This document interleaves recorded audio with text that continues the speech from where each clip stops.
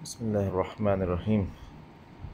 मुझे फ़रीदा स्क्वायर के करीब जो हुदा मस्जिद है उसका मैप चाहिए और मैं इस वक्त सऊदी अरब में हूँ।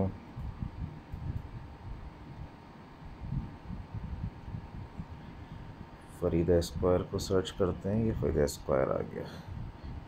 अच्छा, ये फ़रीदा स्क्वायर के पीछे इतवार बाज़ार है, शहीद इनकलाब ग्राउंड, गुलशन कैंपस और वतन आलम इस्लामी, इक़रा यूनिवर्सिटी।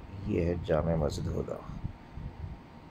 ये एड्रेस ले लिया। मैं सऊदी अरब में हूँ और मैप पर इस तरीके से एड्रेस ले लिया। अब ये इसको मुझे शेयर करना है तो मैं इसको शेयर किए देता हूँ।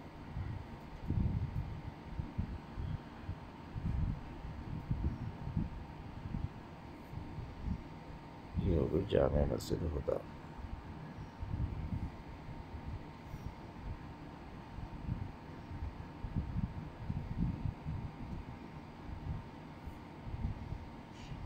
जज़ाकुमुल्लाह खैर।